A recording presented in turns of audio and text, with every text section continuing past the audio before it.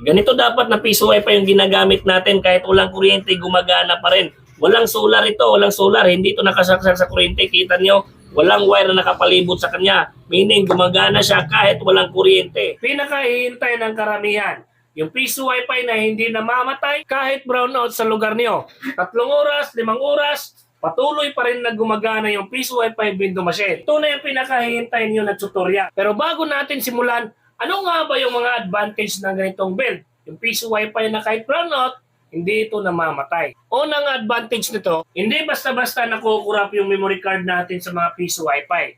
Alam naman natin na yung memory card natin, pag nag-connecting yan, yan yung pinakaunang rason. Pangalawa, yung power supply na issue. Di ba nasisira yung power supply pag palaging brownout sa lugar? Patay balik yung kuryente, tinatamaan yung ating mga power supply. Pangatlo, di ba umina yung income mo sa kadahilanan na palaging ang brownout sa lugar nyo? Pag nawala yung kuryente, yung mga client, hindi na nagko-connect. Yun na nga, dahil walang kuryente. Pero ngayon, masusolusyonan natin yan.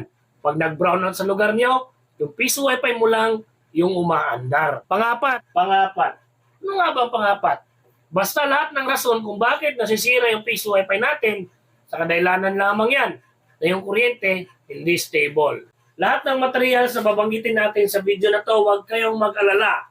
Lahat yan pag-uusapan natin at siyempre kung saan yan mabibili. Kaya tapusin mo ang video na to. Pinakauna natin kailangan, power supply. Ay hindi na pala ito kailangan.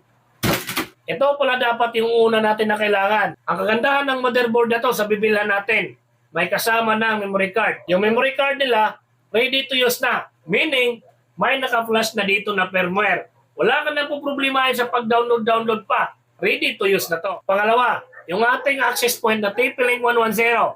Meron siyang adapter, pero di natin kailangan. At syempre, USB to LAN. Hindi naman pwede mawala yung Queen slot, di ba? Ito yung hulugan ng mga client. At syempre, yung short cable. At kailangan din natin ang mahabang cable para sa ating access point, para sa ating TP-Link 110. Pinaka-importante na kailangan natin sa video na to, 36 watts na UPS. Ito yung magiging power supply natin. Ito yung magdadala ng bida. Reminder lang, huwag kayo basta-basta mag-order nito sa online. Isang store lang yung ma-recommend ko sa inyo. Yung sigurado, na pulido at saka sulit. At syempre, yung CB na may re-recommenda ko sa inyo. Itong CB na to ang bagay sa build na gagawin natin. Pwede rin kayong gumamit ito, LED frame light, para maganda tingnan yung piso wifi nyo. Para makita ng kapitbahay nyo, pag nag-brownout, kayo lang yung may ilaw ng ganito. Sa tingin nyo, kumpleto na ba? Hindi pa. May kulang pa na isa. Siyempre, yung ating box. Sa mga paggawa na gagawa ng piso wifi window machine, di ba yung pinakita ko na board kanina? Yung may memory card, huwag kayong mag-alala. Meron na yung kasamang license. Wala na kayong problemahin pa. Basta sigurado lang, lahat ng mga material sa pinakita ko, andyan yung link sa baba. Yan lahat yung bilhin nyo. So ano pa ba ang gagawin? Simulan na natin. Pinakaunang gagawin natin, yung CB saksak natin sa board. Yung pinakaunang butas ng CB at pinakaunang pin ng board, kailangan magkatugma yan. Ganyan. Kasi pag hindi yan na tama, masisira yung board natin. Ganyan yung mangyayari. Ang sunod, USB to LAN. Madali lang ito. Saksak mo lang dito sa gilid ng board. Yan. Mapapansin yung CB natin, may kasamang wire. At papunta naman yan sa Queen slot natin. Dapat yung Queen slot natin, yung digital niya, nakaharap sa atin. At dito naman sa wire, makikita niyo yung parang mga metal na yan.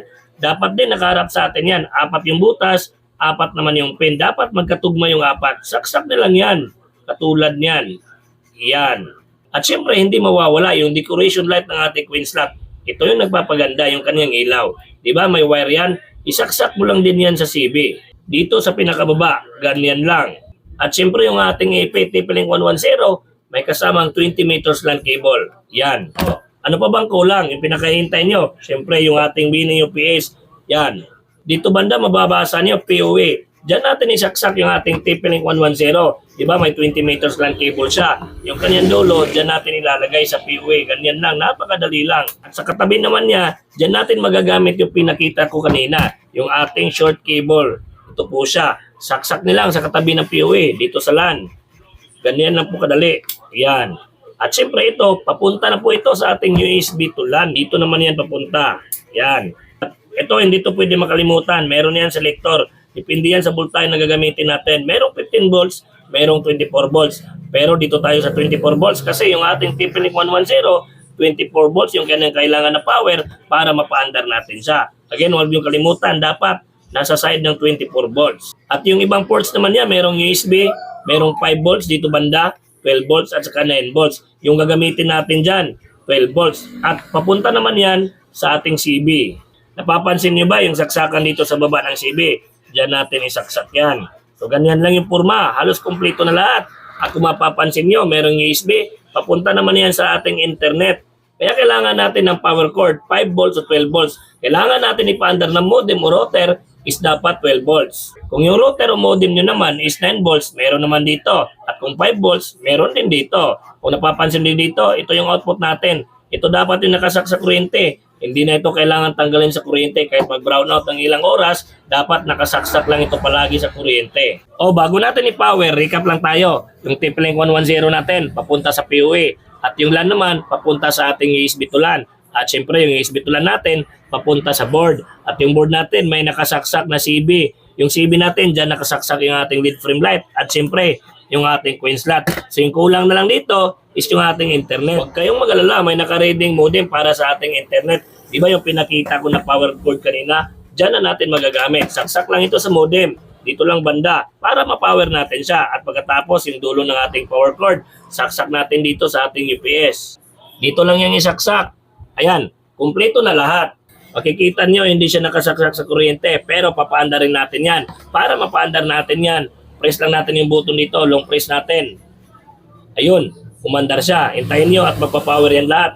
Yung lead frame light natin, yung modem natin, yung ating TP-Link 110, ayan, nakapower. At siyempre yung ating board, yung ating coin slot, nakapower na lahat. Para magka-internet yung board natin, kailangan natin ng LAN cable.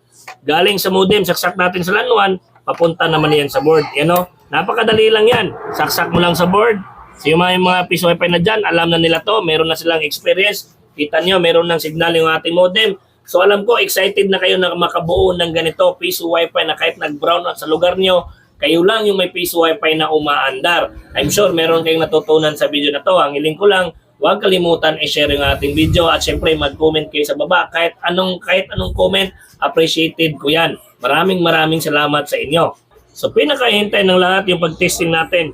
Yung pangalan ng ginawa ko, Magic Piece Wi-Fi. Ayan, connected po siya. Ito po yung kaniyang portal. At syempre, kailangan natin i-testing para makita nyo. Na-click ko yung insert coin. Ayan, nag-load siya. Umilaw yung pin slot. Kailangan natin ulugan. Piso. At makikita nyo dito, wait lang. Hindi pumasok. May tagilid. Ayun. Umatak yung piso. Ulugan natin ng another 5. 5 na naman. Magiging size yun.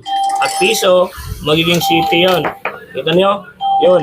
Ganyan yung ating piso Wi-Fi window machine. Try natin na go online.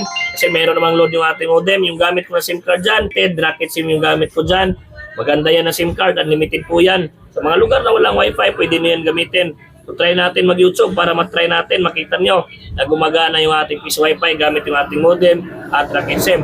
Lahat ng mga materials na ginamit ko, huwag kayong mag-alala.